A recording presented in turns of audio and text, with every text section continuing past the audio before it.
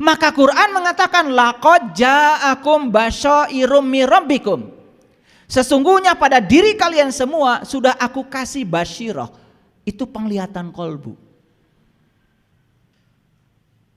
Waman absyara falinafsi. Siapa yang bisa menggunakan penglihatan itu, maka dia akan beruntung kehidupannya. Waman amiya fa'alaiha. Dan siapa yang sampai hari ini tidak bisa menggunakan penglihatan itu, rugi bagi dirinya sendiri. Quran. Sampai sini mengerti? Oke. Kalau sudah mengerti, saya lanjutkan. Jadi kalau begitu, ya, mati dulu. Mati dulu baru jumpa dengan Allah. Masuk akal? Mati dulu baru jumpa dengan Allah. Nah, selama ini kita mengartikannya keliru. Karena mati yang dimaksud adalah mati beneran. Sehingga di kehidupan ini kita semua jadi lalai. Padahal ayatnya jelas. Saya bacakan ayatnya ya. Ini nanti lihat di rumah, Quran surat Al-Isra surat 17 ayat 72. Bahasa Qurannya begini, saya bacakan bahasa Arabnya. Wa man kana fi hadi a'ma wa huwa fil akhirati a'ma wa adallu sabila. Barang siapa yang buta penglihatan kolbunya di dunia, maka dia akan buta penglihatan kolbunya di akhirat dan jalannya jadi sesat. Wa adallu sabila. Tahu artinya buta? Tahu apa buta? Tidak melihat. Jadi artinya siapa yang tidak melihat di dunia, maka dia tidak akan melihat di akhirat. Sedangkan basyirah itu cuma untuk satu penglihatan, untuk menyaksikan jati diri kita sendiri. Jadi siapa yang tidak menyaksikan jati dirinya di dunia, dia tidak akan bisa menyaksikan jati dirinya di akhirat. Siapa jati diri kita? Bukankah jati diri kita adalah ruhku yang Allah tiupkan ke dalam diri kita? Allah tidak pernah meniupkan ruhmu, tapi Allah hanya meniupkan ruhku. Fa iza sawaituhu wa nafakhtu fihi mir ruhi faqa'u lahu sajidin. Ketika aku sudah selesai menciptakan tubuhmu, aku tiupkan ruhku. Jadi yang ditiupkan Allah, ruh siapa? Ruh Allah, enggak ada ruh kamu. Jadi siapa jati dirimu? Ya ruhku. Itu harus dikenali. Maka siapa yang kenal dirinya, maka dia akan kenal Tuhannya. Ini dilalaworakeun. Ini dianggap sepele. Padahal tidak ada yang lebih pasti dari kematian. Maka di Quran surat Al-Waqiah ayat 83, 84, 85, 86 dikatakan falaula iza balagotil hulkum. Ketika nyawamu sampai di kerongkongan, wa antum hina idin tangdurun. Antum, kalian semua harus melihat. Wa nahnu akrab ilahi minkum. Aku selalu bersamamu, bahkan dekat bersamamu. Walaki la tubsirun. Kunaon atuh maraneh teh teu bisa ningali. Dulu saya baca ayat itu bergetar tubuh saya. Saya bertanya di sini, nanti kalau saya mati, saya akan melihat atau tidak melihat? Dan kalau saya mati harus melihat, apa yang harus saya lihat? Dengan mata mana saya harus melihat? Kepada siapa saya harus belajar supaya saya bisa melihat? Ketemu jawabannya di Quran surat Ali Imran ayat 49. Di situ dikatakan, carilah seorang guru yang bisa menyembuhkan 3 penyakit. 1 penyakit buta, 2 penyakit kulit, yang ketiga penyakit kematian kesadaran. Cari guru yang semacam itu, subhanallah. Susahnya seperti mencari jejak elang di langit, seperti mencari jejak itik di sungai, seperti mencari jejak ikan di air. Yang bicara Tuhan banyak, tapi yang kenal kepada Tuhan ternyata sulit mencarinya. Paham maksud saya? Oke. Ya. Jadi Bapak Ibu, semoga kajian hari ini setidak-tidaknya membangkitkan kesadaran. Itu saja sudah kiamat. Oh ternyata saya itu tidak tahu. Sekarang saya tahu, kalau saya tidak tahu itu kiamat. Dan langsung muhasabah. Langsung menghisab diri. Gitu. Gak diam. Langsung melakukan tindakan. Mumpung masih punya waktu.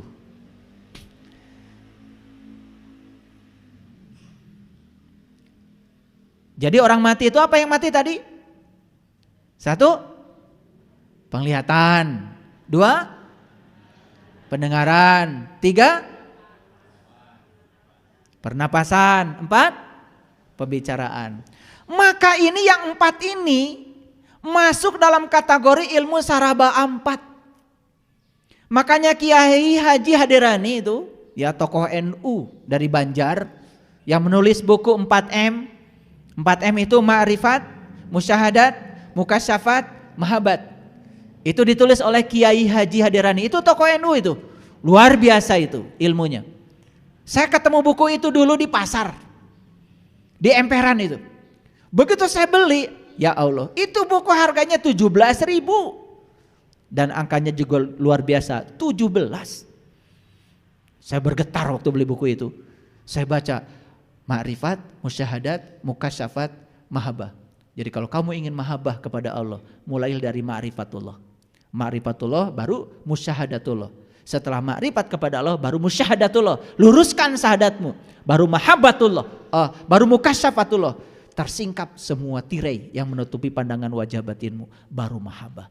Jadi mahabbah itu tingkatan tertinggi setelah terbukanya tirai. Kalau masih tertutup dengan tirai, tidak mungkin mahabbah, omong kosong. Maka di Quran surat Qaf dikatakan, wa anka gidoaka fabasyarukal yaumal hadid. Fakashafna anka gidoaka fabasyarukal yaumal hadid.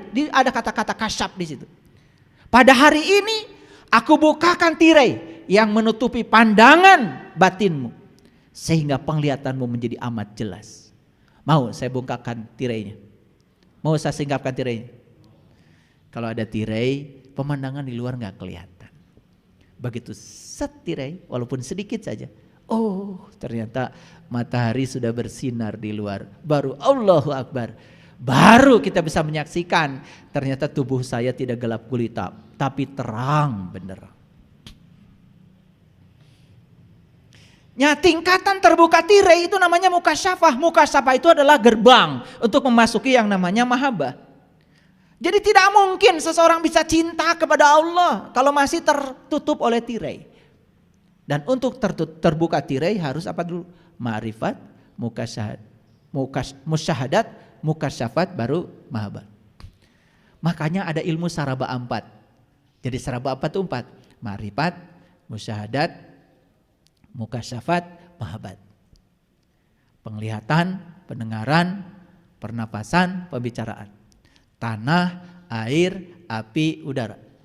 Alif, lam, ha. Mim, ha, mim, dal. Zat, sifat, asma, af'al. Tanah, air, api, udara. Abu Bakar, Umar, Utsman, Ali. Buka semua rahasia itu. Sekarang kita buka rahasianya ya. Yuk kita lihat. Ini surat Al-Baqarah ayat 260. Dan ingatlah ketika Ibrahim berkata, ya Tuhanku, perlihatkanlah kepadaku bagaimana engkau menghidupkan orang mati. Ibrahim bicara kepada Tuhan, perlihatkan kepadaku bagaimana cara engkau menghidupkan orang mati. Kira-kira mati seperti apa? Mati selagi hidup atau mati setelah hidup? Ini mati selagi hidup. Hidup tapi mati. Rasul itu tugasnya menghidupkan orang yang mati selagi hidup, bukan yang sudah mati setelah hidup. Oh gawe atau Rasul teh geus paraeh dihirupkeun deui. Rasul itu tugasnya menghidupkan orang yang mati padahal hidup. Makanya kata Nabi, banyak orang yang mengaku dirinya hidup padahal mati. Mati apanya? Kesadarannya, maka harus kiamat. Setuju? Lanjut dulu. Allah berfirman, belum yakinkah kamu? Apa jawaban Ibrahim? Aku telah meyakinkannya, akan tetapi agar qalbuku tambah mantap. Lalu Allah berfirman, ambil 4 ekor burung. 4 lagi. Lalu cincanglah semuanya olehmu. Lalu letakkan di atas tiap-tiap satu bukit satu bagian dari bagian-bagian itu. Kemudian panggillah mereka, niscaya mereka datang kepadamu dengan segera. Dan ketahuilah bahwa Allah Maha Perkasa lagi Maha Bijaksana. Jadi yang dicincang apa? Burung, berapa ekor? 4. Di mana dicincangnya? Di bukit, di gunung. Ini bukan cerita bukit itu, bukan cerita gunung itu. Mau dipraktekkan ayat ini secara langsung? Kalian bawa burung ke gunung, cincang 4, terus panggil. Hirup moal eta manuk. Ini ayat simbolik. Mana gunung? Gunung itu gunung bagian tertinggi dari diri kita. Maka gunung adanya di sini. Saya tanya sekarang, penglihatan di mana adanya? Di gunung. Pendengaran di mana? Di gunung. Pernapasan di mana? Di gunung. Pembicaraan di mana? Cincang. Cincang. Baru kamu akan tahu orang mati langsung hidup. Bukankah itu mati sajeroning urip? Ini saya jelaskan secara saintifik. Sugan we ngalarti. Anu ngarasa bener teh. Ini Quran itu sedemikian canggihnya. Tapi sayang Qurannya masih perawan. Begitu saya buka rahasianya, wah rame. Karena berbeda, tidak siap menerima perbedaan, apalagi merasa ilmunya paling banyak, tidak mau mendengarkan kebenaran, langsung menyalahkan orang. Tar dulu. Makanya jangan lihat orang dari penampilan luarnya. Maaf ya, mau bajunya kayak apa, mau pecinya kayak apa, lihat dalamnya. Yang dia omongkan itu pengalaman pribadi atau teori agama. Kalau cuma teori agama, dia berbicara kebaikan, belum tentu orang baik. Saya kasih tahu, semua orang yang berbicara kebaikan belum tentu orang baik. Karena berbicara kebaikan itu gampang, yang susah melakukan kebaikan. Sekarang saya ajak kalian, mau terus berbicara kebaikan atau melakukan kebaikan? Sedekah itu bagus, Ibu. Bicara apa saya? Kebaikan. Jangan marah-marah pada orang lain. Bicara apa saya? Kebaikan. Yang sabar ya. Bicara apa saya? Jadi orang baik enggak? Belum tentu. Makanya sekarang saatnya bertindak. Jangan bicara sedekah baik, langsung sedekah. Jangan bicara memberi itu baik, langsung merek. Contohan kemana?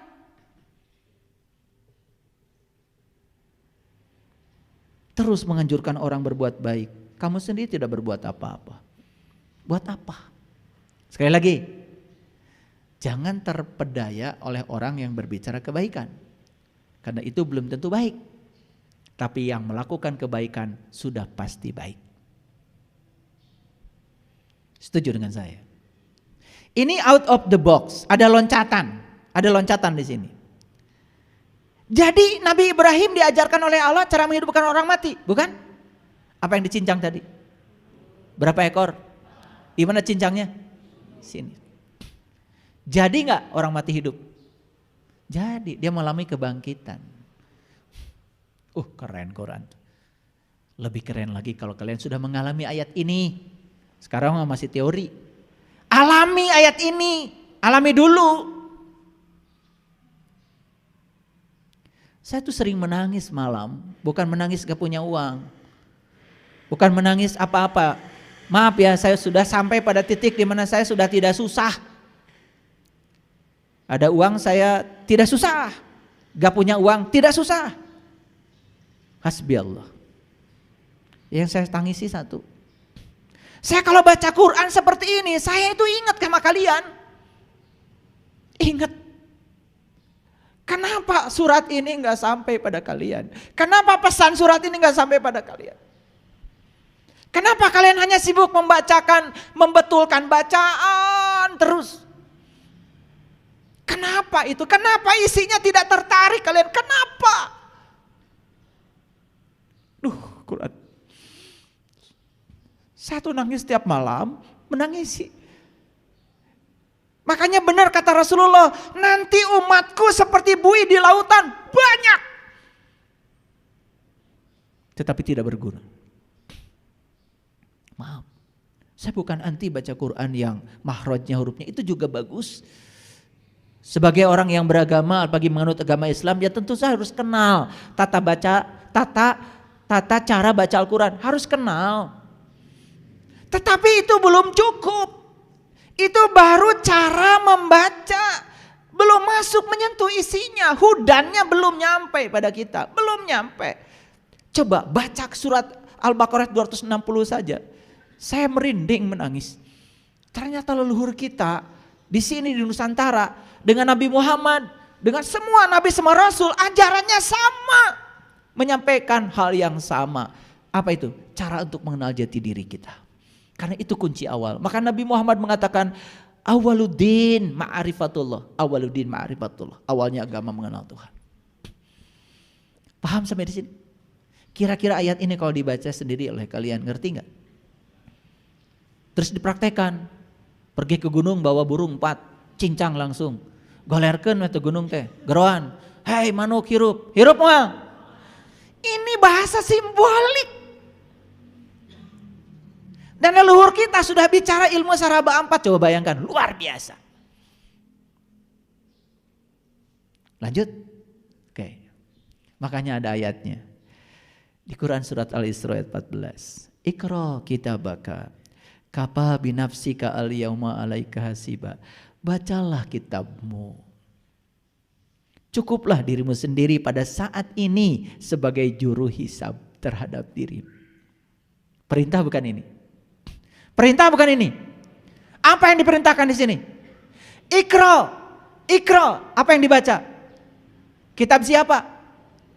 Kitabmu, kitabmu, kitabmu, kitabmu. Ini perintah dari Allah. Selama ini kalian sibuk baca kitab yang bukan milikmu. Kalau begitu, kitabnya ada nggak pada dirimu? Ada? Apa sih kitab itu? Makanya di Quran surat Asy-Syura ayat 52. Dulu kamu tidak mengerti apa itu iman. Dulu kamu juga nggak mengerti apa itu kitab. Setelah aku datangkan cahayaku kepadamu, menyinari kolbumu, baru mengerti apa itu iman, apa itu kitab. Itu di Quran surat Asy-Syura ayat 52. Jadi kitab itu sering disebut kalamullah. Kalam itu sifat, Allah itu zat. Tadi sudah tahu kan? Zat dan sifat menyatu?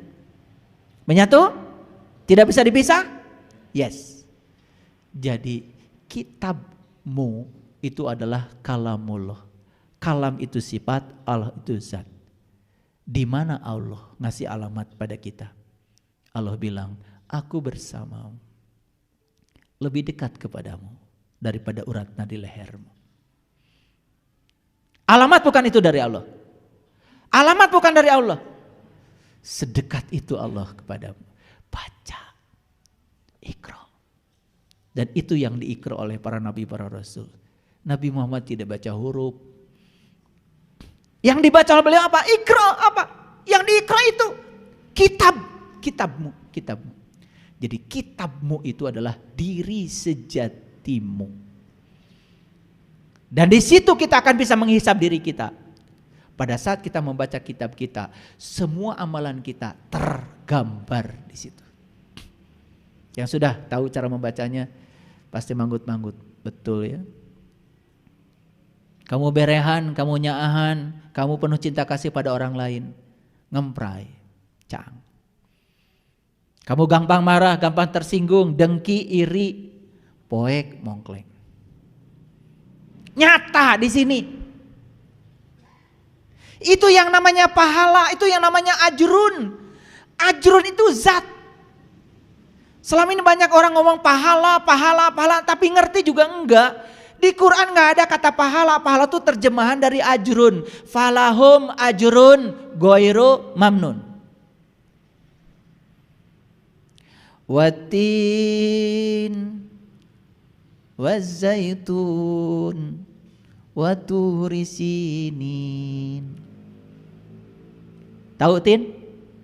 Tahu tin? Oh itu buah, katanya buah tin. Ya Allah.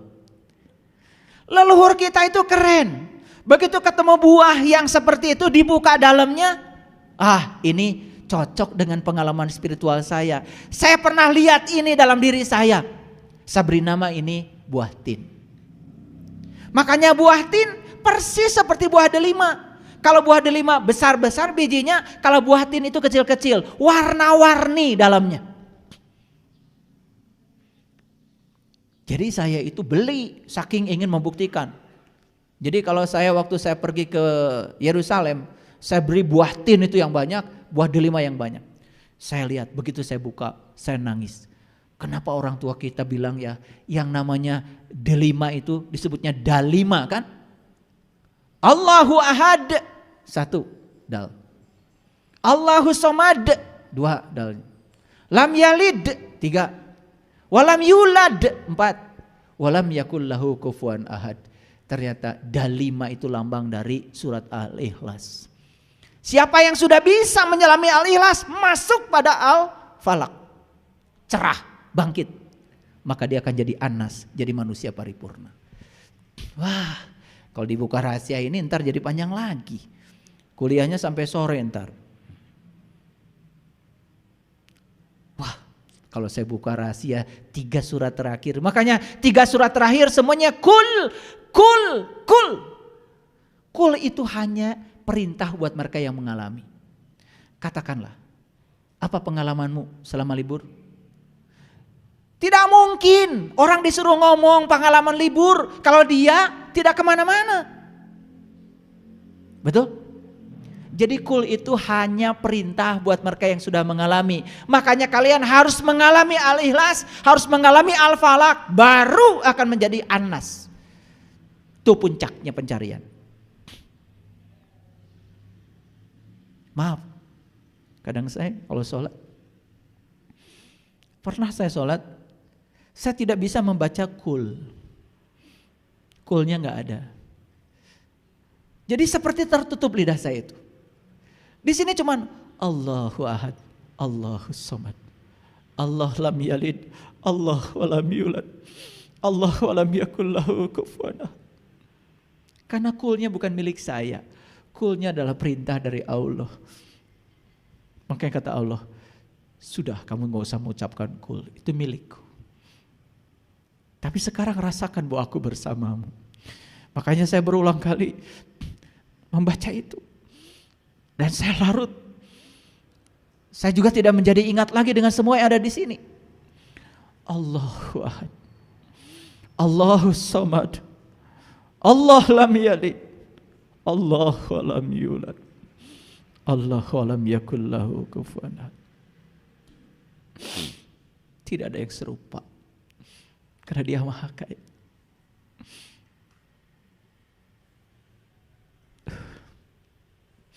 Kalau kalian sudah bisa mengalami ini, ayat ini, setiap sholat pasti kalian akan bercucur air mata. Bukan sekedar sholat, tapi merasakan penyatuan dan kehadiran dia. Itu pengalaman tauhid, itu ketuhanan namanya. Bacalah kitabmu, cukuplah dirimu sendiri pada saat ini sebagai penghisap terhadap dirimu. Jadi kita bisa menghisap diri kita kapan? Di sini, saat ini, sekarang. Maaf, kalau hisabnya nanti, kapan memperbaiki dirinya? Betul? Tapi kalau hisabnya sekarang kan masih ada kesempatan. Walaupun cuma 1 hari lagi kita hidup di sini, masih ada kesempatan. Ada seorang ibu kemarin dari Padang, umur 70 tahun. Begitu saya bimbing meniti ke dalam diri, ya, bareng dengan Pak Ruyat. Beliau menangis. Kenapa saya baru menyaksikan ini di usia saya 70 tahun? Saya bilang, Bundo, segini juga masih menyaksikan. Gak usah khawatir. Allah udah bilang, liyaghfira lakallahu ma taqaddama min dambika wa ma ta'akhkhar. Aku bebaskan kamu dari dosamu yang lalu dan dosa yang akan datang. Nangis tidak berhenti. Tidak usah disesali. Ini hari terbaikmu, saya bilang. Jadi beliau cuma sesal, kenapa saya tidak dari muda katanya bisa merasakan pengalaman spiritual ini.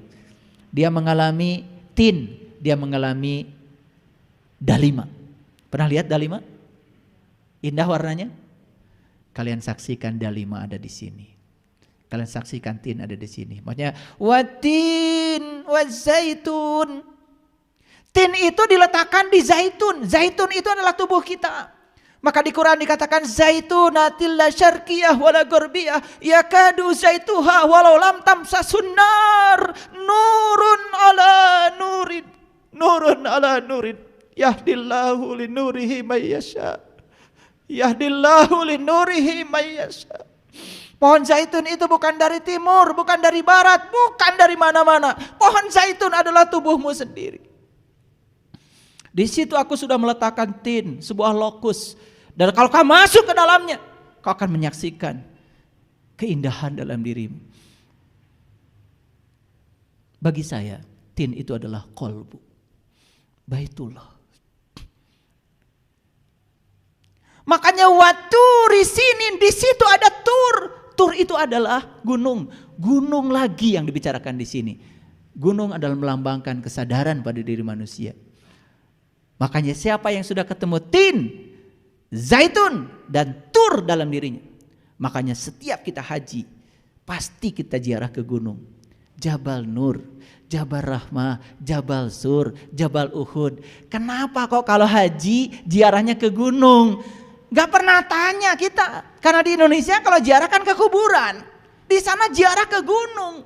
Gak pernah tanya kita. Karena gunung dalam Al-Quran itu sangat luar biasa. Dengarkan kajian saya yang terakhir, kajian umum ya tentang menaiki gunung ya. Semakin mendaki semakin sejuk, semakin indah pemandangannya. Dengarkan itu, ada udah di YouTube. Watin wazaitun waturi sinin wahadal baladil amin.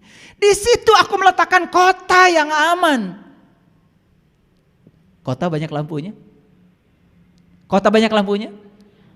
Buah tin banyak lampunya? Buah dalima banyak lampunya? Ya Allah. Kamu akan ketemu Al-Madinah Al-Munawwaroh dalam dirimu. Kamu akan hijrah minad dzulumati ilan nur. Wah, saya itu kagum ya sama orang tua kita, leluhur kita. Buah ini diberi namakan tin, buah ini diberikan zaitun. Dan mereka itu memberi nama itu sesuai dengan pengalaman pribadinya. Itu namanya kecerdasan. Kenapa bukan buah lenca diberi nama buah tin? Karena lenca itu isinya hijau, gak ada lampunya. Ya, ada yang belum tahu buah tin? Udah nyari. Dulu di pot bunga saya di rumah ada, ya. Ya, cuman umurnya udah tua jadi meninggal. Rajin berbuah itu. Watin wazaitun waturi sinin wahadal baladil amin. Gak usah tamat bacanya sampai situ aja, ketemu kota yang indah, sudah nangis pasti. Laqad khalaqnal insana fi ahsani taqwim. Sungguh aku telah menciptakan kamu dalam rupa yang amat sempurna. Untuk apa? Karena tubuh kita ini kendaraan yang bisa mengantarkan sang jiwa menuju kepada Allah, sang pemilik jiwa. Summa radadnahu asfala safilin. Tapi siapa yang tidak bisa menemukan tin, zaitun, kota dalam dirinya, tidak menemukan gunung, kota dalam dirinya. Summa radadnahu asfala safilin. Bersiap-siaplah kalian jadi aspal. Aspal warnanya apa? Hitam. gelap gulita. Di mana aspal adanya? Di jalan. Diapain? Diinjak. Jadi kalau hidupmu sekarang diinjak-injak, penuh dengan penderitaan, duit susah, persahabatan mandek, berkah kurang, makan susah, pengen ngaji aja ongkos gak punya, selalu diinjek-injek. Jangan-jangan selama ini kita jadi aspal. Siapa yang menentukan kita jadi aspal? Allah atau kita? Kamu sendiri. Karena tidak memanfaatkan potensi dia pada dirimu. Illallazina amanu wa amilus solihat falahum ajrun ghairu mamnun. Maka siapa yang beriman dan menjalankan amal soleh? Apa amal soleh? Jelas di Quran. Amal soleh adalah cara untuk bisa meniti ke dalam diri, untuk menemukan sejatinya kita. Ketemu buah tin, ketemu zaitun, ketemu gunung, ketemu kota. Itu amal soleh. Illallazina amanu wa amilus solihati falahum ajrun ghairu mamnun. Fama yukazzibuka ba'du biddin alaisallahu biahkamil hakimin. Indah ya.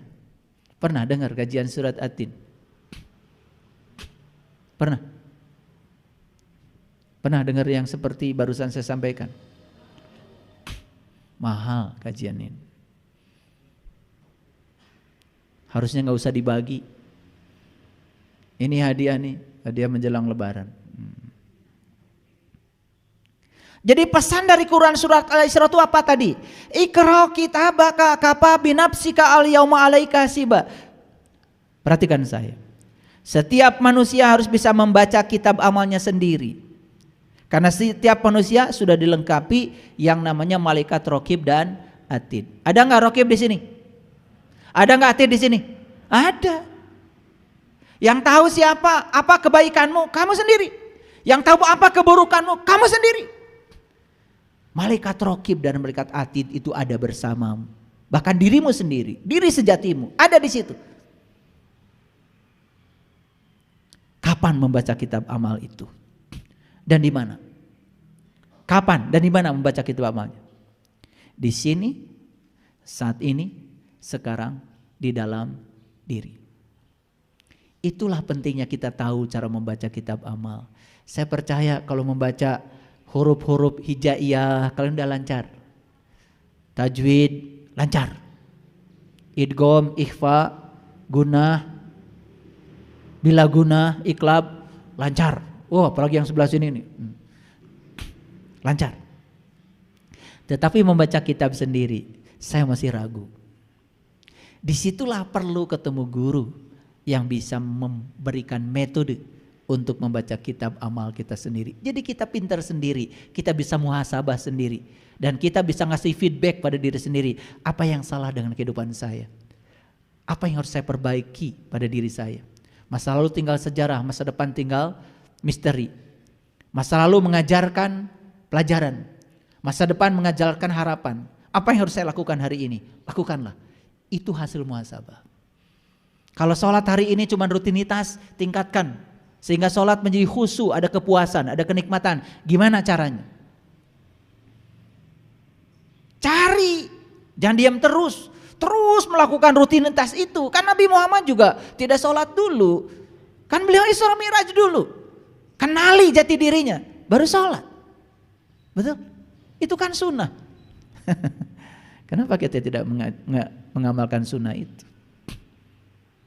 Ya, oke, lanjut. Jadi kapan alam hisab itu terjadi? Kita jawab lagi. Alam hisab terjadi setelah hari kiamat. Setelah kita bangkit dari kesadaran, baru kita bisa menghisab diri kita sendiri. Setelah kita tahu cara membaca kitab amal kita sendiri. Mau tahu caranya? Mau tahu caranya? Iya, tidak di sini. Ilmu khusus harus sampaikan dan cara yang khusus, di tempat yang khusus. Sesuai dengan perintah Quran surat Al-Mujadilah ayat 12-13. Di zaman Rasul, para sahabat juga ada bicara umum dengan Rasul, ada bicara khusus. Ada lagi tingkatan lebih tinggi, khusus. Dan ada syaratnya untuk bicara khusus. Nanti baca Quran surat Al-Mujadilah ayat 12-13. Tidak akan saya kupas karena waktu kita terbatas. Ya, tapi ayat-ayatnya sudah saya kasih tahu ya. Kalau saya sedang bicara begini meluncur nih ayat-ayat. Ya. Oke, lanjut dulu. Hanya jiwa-jiwa yang sudah sadar yang dapat menghisab dirinya sendiri. Setuju? Kenapa kita tidak bisa menghisab diri sendiri? Karena kita hari ini belum sadar, belum bangkit dari kematian kesadaran. Jiwa-jiwa yang belum sadar tidak mungkin dapat menghisab dirinya sendiri. Bahkan jiwa yang tidak sadar itu malah sibuk menghisab orang lain. Kan sekarang itu aneh ya. Orang itu kok berani-beraninya menghukumi orang lain yang dia sendiri kan tidak bisa masuk ke orang. Contoh, pengalaman spiritual itu kan sangat pribadi. Kok sekarang ini seperti ada orang karena dia berada di lembaga tertentu yang berhak itu menghukumi orang lain. Apa haknya dia? Saya nggak tahu apa dia suka baca Malik Yaumiddin ketika sholat apa tidak. Kalau baca itu dengan kesadaran, harusnya kan sadar bahwa saya tidak punya hak menghukum. Maaf ya, di negeri kita ini penyakit alergi masih kronis. Tahu alergi? Alergi terhadap perbedaan maksudnya. Kudu sarua kabeh. Padahal wajah kita juga berbeda. Yang menciptakan perbedaan itu Allah. Allah yang maha luas, kita bisa selami seluasnya Allah. Oleh karena itu maka orang yang menyelam ke dalam kelautan jiwanya tidak bisa dijustifikasi oleh siapapun. Karena yang tahu dia cuma dirinya sendiri. Hati-hati ya kalau menghukumi orang. Jangan sok-sokan. Yuk kita baca ayat ini. Ini Quran surat Ar-Ra'd ayat 31. Walau anna Qur'ana suyirat bihil jibalu au kuti'at bihil ardu au kulima bihil mauta balillahi amru jami'a. Dan sekiranya ada suatu bacaan yang dengan bacaan itu gunung tergoncang, bumi terbelah. Oleh karena itu orang-orang yang sudah mati dapat bicara. Apakah ketika kita membaca Quran yang syar'i gunung tergoncang? Langit terbelah? Orang mati dapat bicara? Ini Quran yang mana yang dibaca? Yang tadi Iqra kitabaka. Saya kasih tahu, kalau kita bisa Iqra kitab amal kita, gunung tergoncang. Nabi Muhammad sampai menggigil di Gua Hira. Gunung itu lambang dari kesadaran. Kesadaran kita naik karena tergoncang naik menuju kepada Sidrah Al-Muntaha, puncaknya kesadaran. Bumi terbelah. Itu simbolik. Makanya ciri bumi yang terbelah itu kata Quran. Ketika langitmu terbelah, maka kau akan menyaksikan mawar merah seperti kilapan minyak. Mawar merah. Delima mawar merah? Tin mawar merah? Subhanallah. Fa'idha saqatis sama'u fakanat wardatan kaddihan fabi ayyi ala'i rabbikuma tukazziban. Harus merasakan bumi terbelah itu. Begitu bumi terbelah, tirainya terbuka. Begitu tirai terbuka, kasyaf. Saat itu kita menyaksikan wahadal baladil amin, kota yang sangat aman dalam diri kita. Wah, indah sekali. Itu harus dialami. Jangan jadi koleksi ilmu. Kalau tidak dialami percuma saja. Maka yang saya sampaikan hari ini bukan koleksi ilmu, tapi pengalaman pribadi. Kalau ingin mengalami, yuk, ada caranya. Lanjut.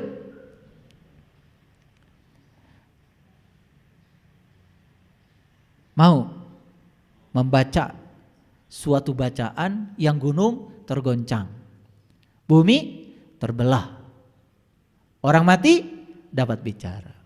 Maka itu yang dikatakan di Quran surat Al-Qalam. Man azinallahu rahman wa qala shawaba. Siapa yang diberi izin bicara oleh aku, kata-katanya akan menghunjam. Jadi izin bicara itu bukan dari manusia, izin bicara itu dari Tuhan. Kapan kita diberi izin bicara? Kalau kita sudah mengalami yang kita bicarakan. Setuju? Oke. Makanya di Quran jelas ya. Ya ayyuhallazina amanu lima taquluna ma la taf'alun.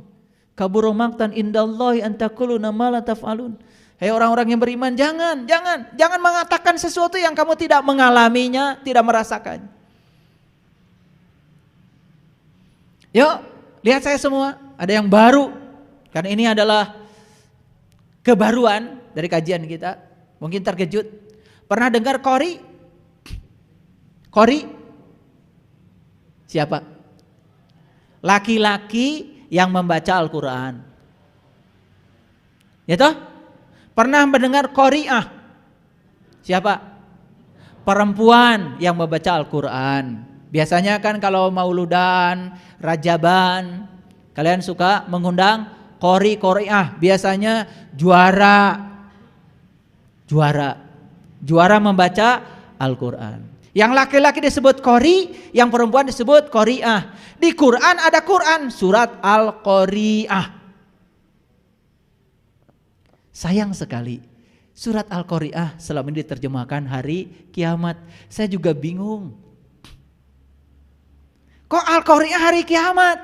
Padahal qori itu adalah pembaca laki-laki, qori'ah pembaca perempuan. Pakai alif lam itu kata benda, menjelaskan bahwa Al-Qori'ah itu si pembaca. Jadi Al-Qori'ah itu artinya apa? Pembaca. Mau jadi Al-Qori'ah? Pembaca apa? Pembaca kitabmu. Kalau kalian sudah berhasil membaca kitab amalmu sendiri, kalian itu sudah jadi Al-Qori'ah. Maaf ya, kok saya juga gak ngerti kenapa Al-Qori'ah jadi hari kiamat. Mari kita lihat ayat ini. Al-Qori'ah apa? Pembaca. Mal-Qori'ah, apakah pembaca itu? Wa ma adraka mal-Qori'ah? Ya. Tahukah apakah pembaca itu? Diulang 3 kali. Al-Qori'ah, pembaca. Mal-Qori'ah, apakah pembaca itu? Wa ma adraka mal-Qori'ah? Tahukah apakah pembaca itu? Kenapa diulang 3 kali? Ini pembaca apa kira-kira? Pembaca apa? Pembaca kitab amal. Nih saya kasih tahu. Saat kalian menjadi Al-Qori'ah, jadi pembaca bagi kitab amalmu, ini akan dialami. Yauma yakunun nasu kal farasil mabsus. Pada hari itu manusia seperti anai-anai yang berterbangan. Tahu anai-anai? Laron tahu? Silaru? Kapan silaru datang? Ketika musim hujan. Dari mana dia datang? Dari kegelapan. Kemana dia pergi? Mencapai lampu, mencapai cahaya. Dengan sayapnya yang tipis, dia terbang. Begitu cek sampai di lampu, patah sayapnya, jatuh, mati. Gak sia-sia matinya karena sudah ketemu lampu. Wah, luar biasa ya. Jadi ketika kita jadi Al-Qori'ah, maka kita seperti laron. Keluar dari kegelapan, masuk mencari misbah. Allahu nurus samawati wal ard, masalu nurihi kamishkatin fiha misbah. Al-misbahu fi jujajah, ajujajatu ka'annaha kaukab.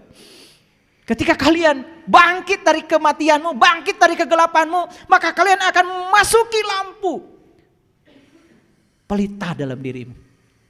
Pelita dalam kaca. Kaca itu laksana bintang yang berkilauan seperti mutiara. Ketemu dalima, ketemu tin. Wah. Saya juga gak tahu. Hari ini saya tiba-tiba pengen bicara ini. Saya gak tahu ini rezeki kalian yang hadir di sini. Bahkan yang sudah lama mengaji dengan saya pun mungkin belum pernah dengar kajian ini. Rezeki buat kalian. Di penghujung Ramadan kalian dapat rezeki ini. Al-Qari'ah mal qari'ah wa ma adraka mal qari'ah yauma yakunun nasu kal farasil babs wa takunul jibalu kal ihnil mangpus. Bukan hanya manusia itu seperti laron yang mencari cahaya. Gunung-gunung seperti bulu yang dihambur-hamburkan. Apa? Gunung hancur. Seperti Nabi Musa saat ketemu Tuhan, gunung hancur. Dan Musa jatuh pingsan. Bukan gunung yang itu yang hancur. Yang terdekat saja dengan Musa. Nih, sampai dia gak ingat. Itu namanya fana billah. Menyatu, menunggal. Nah disinilah baru yang tadi hisab. Coba perhatikan saya. Fa amma man sakulat mawazinuhu fahuwa fi 'ishatir radiyah. Adapun orang-orang yang berat timbangan kebaikannya, maka dia berada dalam kehidupan yang ridho. Hisab bukan di sini? Hisab jelas ya, kiamat dulu. Dia terbang seperti anai-anai menuju cahaya. Bangkit dari kegelapannya. Tuh. Setelah dia sampai di situ, kenapa? Kalau kita mau menghisab, tidak mungkin di ruang gelap. Kalau saya ingin ngabsen satu-satu, tidak mungkin di ruang gelap dong. Harus di ruang terang, supaya karena untuk bisa mengenali ada cahaya kan? Mengenali yang jasmani harus ada cahaya. Apalagi mengenali yang rohani, harus ada cahaya dong. Cuman bukan cahaya ini, cahaya di atas cahaya. Nurun ala nurin. Terjadi hisab di sini? Ayat ini menguatkan kepada kita sekarang, oh ternyata betul kiamat dulu baru hisab. Jadi sangat masuk akal kalau ayat ini diberi nama Al-Qari'ah itu hari kiamat. Padahal arti yang sebenarnya Al-Qari'ah adalah pembaca. Supaya kita mengalami kiamat maka kita harus punya keterampilan membaca. Membaca kitab amal yang ada dalam diri kita.